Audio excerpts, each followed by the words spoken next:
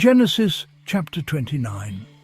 Then Jacob continued on his journey and came to the land of the eastern peoples.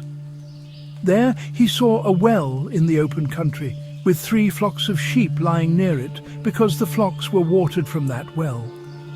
The stone over the mouth of the well was large. When all the flocks were gathered there, the shepherds would roll the stone away from the well's mouth and water the sheep. Then they would return the stone to its place over the mouth of the well. Jacob asked the shepherds, "My brothers, where are you from?" "We're from Harran," they replied. He said to them, "Do you know Laban, Nahor's grandson?" "Yes, we know him," they answered. Then Jacob asked them, "Is he well?" "Yes, he is," they said, "and here comes his daughter Rachel with the sheep." "Look," he said, "the sun is still high. It is not time for the flocks to be gathered. Water the sheep and take them back to pasture."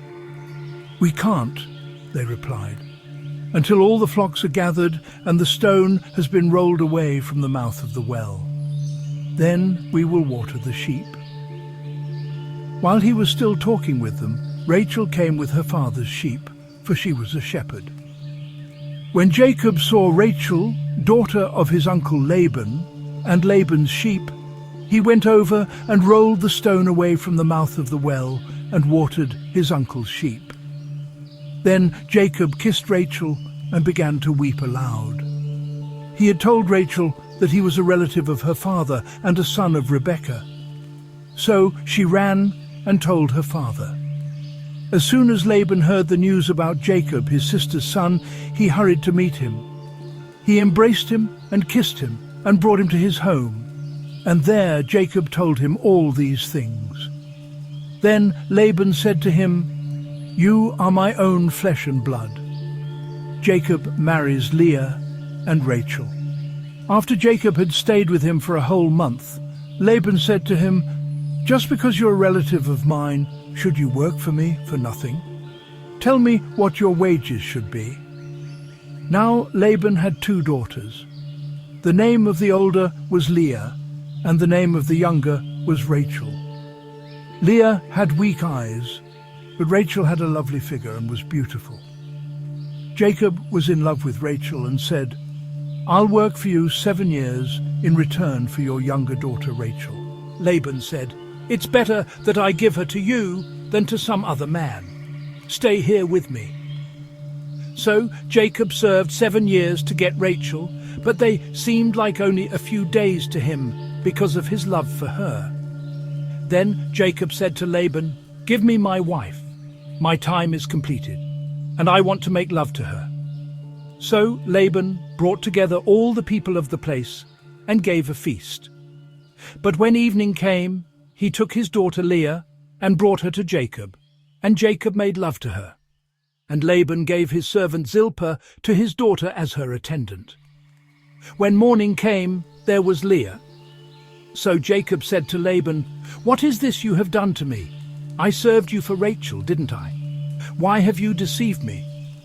Laban replied, "It is not our custom here to give the younger daughter in marriage before the older one. Finish this daughter's bridal week, then we will give you the younger one also, in return for another 7 years of work." And Jacob did so. He finished the week with Leah, and then Laban gave him his daughter Rachel to be his wife. Laban gave his servant Bilhah to his daughter Rachel as her attendant. Jacob made love to Rachel also, and his love for Rachel was greater than his love for Leah. And he worked for Laban another 7 years. Jacob's children. When the Lord saw that Leah was not loved, he enabled her to conceive, but Rachel remained childless. Leah became pregnant and gave birth to a son.